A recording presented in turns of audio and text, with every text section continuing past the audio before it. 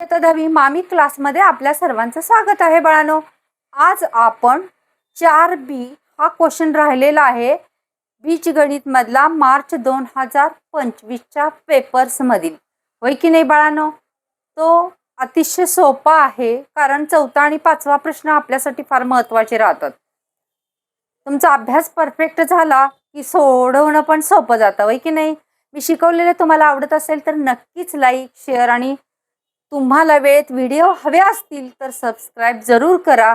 कारण माझा व्हिडिओ जेव्हा मी अपलोड करते तेव्हा पहिल्यांदा तुमच्याजवळ पोहोचतो, तुमच्या शंकेचं निरसन होतं आणि अभ्यास फास्ट गतीने होतो. बरोबर की नाही? चला मग काय करायचे आपल्याला? चौथा बी मधला कोणता क्वेश्चन राहिलेला आहे ते पाहायचंय बाळांनो. एका शेतकऱ्याने 1000 रुपये व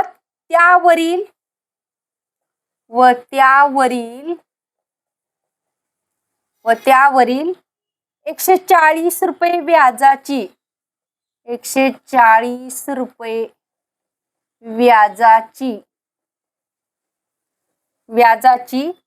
12 हप्त्यात परतफेड 12 हप्त्यात परतफेड करण्याचे कबूल केले.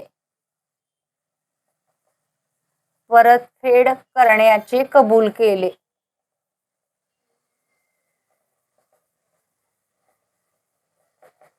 कबूल केले. प्रत्येक हप्ता आधीच्या हप्त्यापेक्षा 10 रुपयांनी कमी असल्यास प्रत्येक हप्ता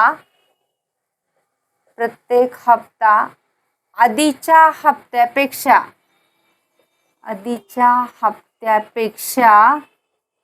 10 रुपये कमी असल्यास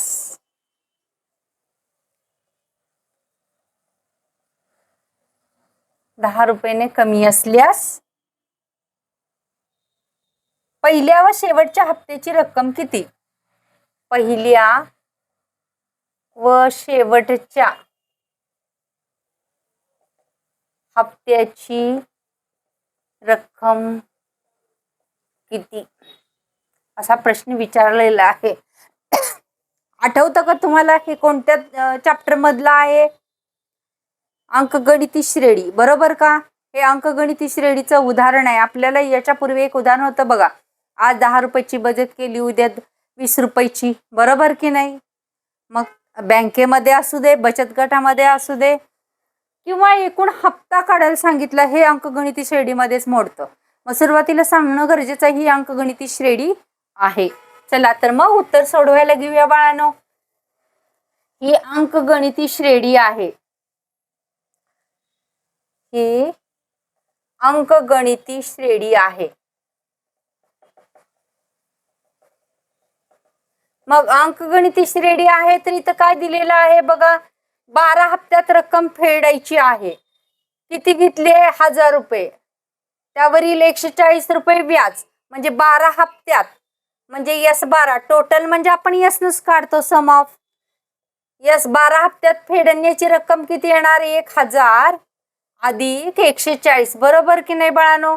हे 0 त्यानंतर हे 4 नंतर हे 1 आणि 1 म्हणजे 12 हप्त्यात किती रुपये फेडावे लागणार त्याला? 1140 रुपये. n बरोबर किंमत हीच असते. n बरोबर किंमत किती आहे? 12. डिफरन्स किती आहे? 10चा. दिले ना?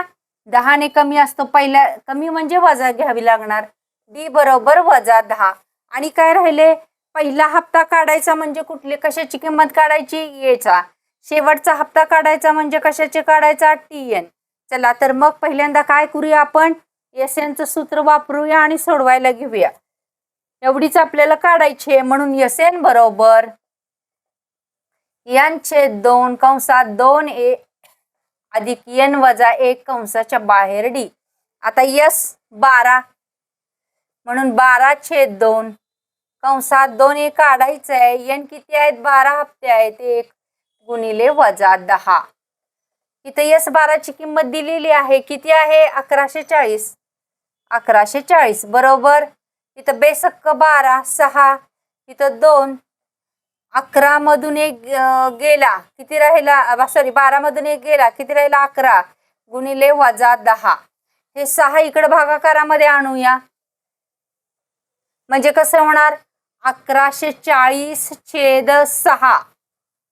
1140/6 इथं काय राहिले मग बरोबर 2a. 11 आणि 10 ला गुणलं तर काय येणार वजा 110 बरोबर का. म्हणून आता इथून भागून घेऊया. 6 एके 6, 6 एके 6 किती उरले 5. 6 90 54 इथे उरले 5. हे 0 190 190 बरोबर 2a वजा 110. 90 हे 110 इकडे आणूया अधिक 110 बरोबर 2a. इथं बेरीज करूया 0 9 ने 1 10 10 से 0 हातच्या आला 1 1 2 300 आलं 2a बरोबर. म्हणून 300 भागिले इथं हे 2 येणार बरोबर हे राहणार. म्हणजे 300 चे निम्म किती येणार 150. म्हणून पहिला हप्ता किती असणार आहे बाळांनो 150 रुपये. म्हणून म्हणायचं पहिला हप्ता, कारण 4 मार्काचं गणित आहे बाळांनो हे. पहिला हप्ता 150 रुपये बरोबर का. मग आता शेवटचा हप्ता काढायचा. शेवटचा हप्ता कशाने काढायचा TN नी. TN बरोबर A अधिक N वजा 1 कंसाच्या बाहेर D. TN कितवं 12. A किती आलं इथं आपलं 150 अधिक N किती आहेत 12 वजा 1 D किती आहेत वजा 10. म्हणून T12 बरोबर 150 अधिक 11 गुणिले वजा 10. म्हणून T12 बरोबर 150 वजा 110. म्हणून T12 बरोबर 040 म्हणजे किती राहिलं 40. म्हणून शेवटचा हप्ता किती रुपयाचा असेल 40 रुपये. शेवटचा हप्ता असेल 40 रुपये. बघा आहे की नाही सोपं बाळांनो. एवढ्यासाठी आपल्याला 4 गुणस मिळणार आहेत. आणि याच्यापेक्षा सोपी गणित काय असू शकतात. चला तर मग पुढचं आता C आकडा राहिलेला आहे आपला. C घेऊ. C काय दिलेला आहे बघू.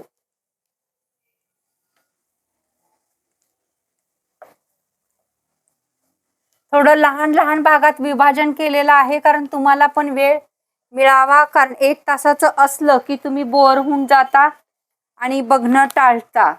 चौथ्यातला C खालील सारणी गणित विषयाच्या परीक्षेतील चौथा C प्रश्न आहे. खालील सारणी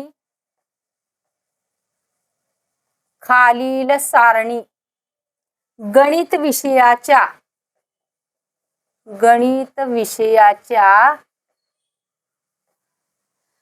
परीक्षेतील 180 विद्यार्थ्यांचे गुण दर्शवते. परीक्षेतील 180 विद्यार्थ्यांचे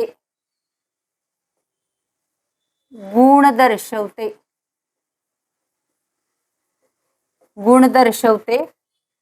गुण कसे दिलेले आहे तिथे दिलेली आहे. एका बाजूला घेऊया आपण गुण आणि विद्यार्थी संख्या.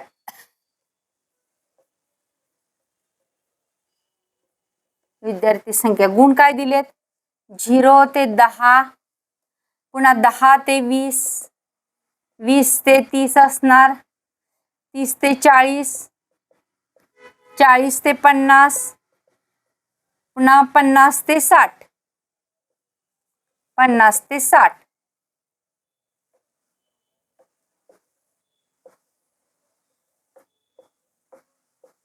बघा आता विद्यार्थ्यांची संख्या इथं दिली 25, इथं दिले x, इथं दिलेली आहे 30, इथं दिलेली आहे 2x, इथं दिलेली आहे काहीतरी चुकलं.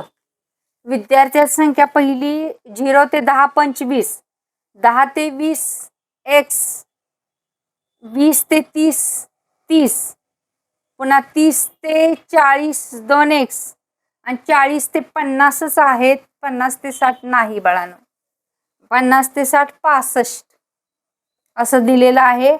तर x ची किंमत काढून वरील माहितीचा आलेख काढा. तर x ची किंमत काढून वरील माहितीचा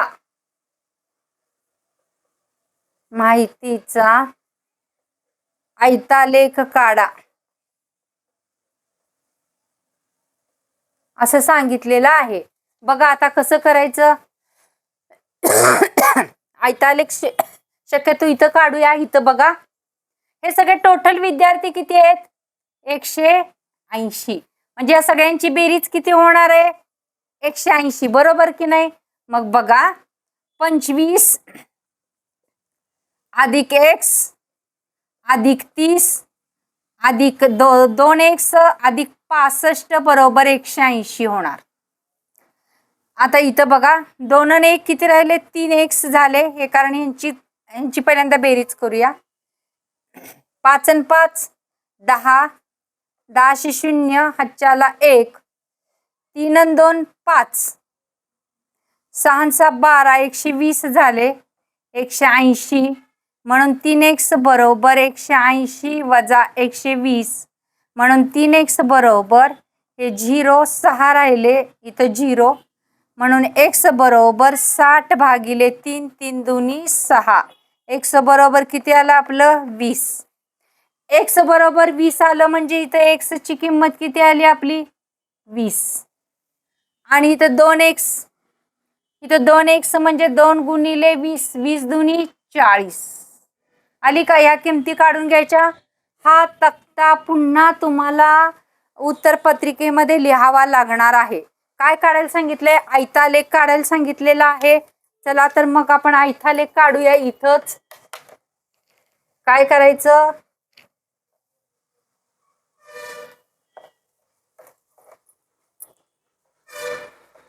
सोपा आहे म्हणून इथं ह्याची गरज नाही आपल्याला, म्हणून मी इथं काढते आहे बाळांनो. जर का इथं x अक्ष, इथं y अक्ष, इथं 0, इथं 10, इथं 20, इथं 30, 40, 50 गुण घेऊया आणि 50 इथं विद्यार्थ्यांची संख्या आणि खाली गुण येणार. विद्यार्थ्यांची संख्या, विद्यार्थ्यांची संख्या असं लिहायचं आडवं. विद्यार्थ्यांची संख्या 65 पर्यंत आहे. इथं 60 आणि इथं 70 बरोबर का. इथं पुन्हा 10, 10, इथं 20, इथं 30, इथं 40, इथं 50 आणि इथं 60. बघा काय करायचंय ते. आणि जे मधले अंक आहेत ना 65 आहे ते तुम्हाला लाल आणि इथं दाखवते. इथं काय असणार आहे 5, इथं काय असणार आहे 15, इथं असणार 25, इथं काय असणार 35, इथं 45, इथं 55, इथं 65. मधले लाल अक्षर दाखवले ते मधले हे असणार आहेत. बघा आता इथं काय दाखवले 0 ते 10 किती आहेत 25. 0 ते 10 25. 25 कुठं आहे तर 20 आणि 5 25. 0 ते 10 म्हणजे असं आखून घ्यावं लागणार आहे 0 ते 10. 0 ते 10 25. त्यानंतर काय आहे 10 ते 20 20. 10 ते 20 20 म्हणजे इथे येणार आहे अर्थात 10 ते 20 20. 10 ते 20 20. त्यानंतर बघा 20 ते 30 30. 20 ते 30 30. इथं 30 पर्यंत येणार आहे.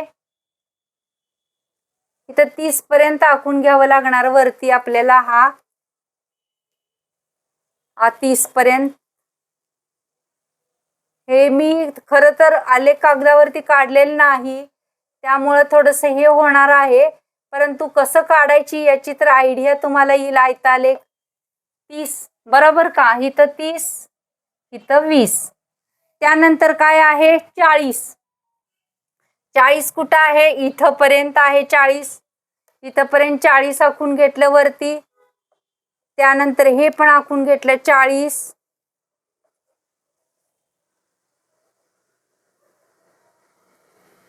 आणि त्यानंतर किती आहे 65. 65 म्हणजे 6 आणि इथं 5, इथे येते 6 आणि हे 60च्या आणि 70च्या मधली बारकी रेषा 65.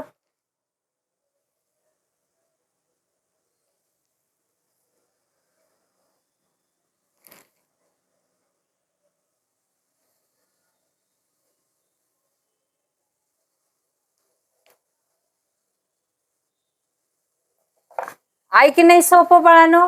हा काय झाला आपला आयतालेख तयार झालेला आहे.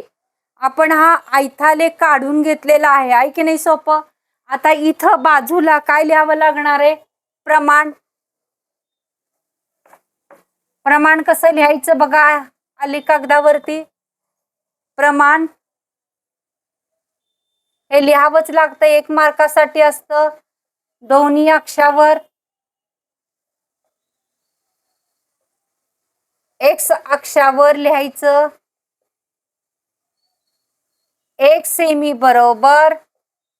एक्स अक्षावर आपण काय टाकलेलं आहे, एक्स अक्षावर 1 सेमी बरोबर गुण आहे, तिथं गुण लिहायचं 10 गुण. आणि वाय अक्षावर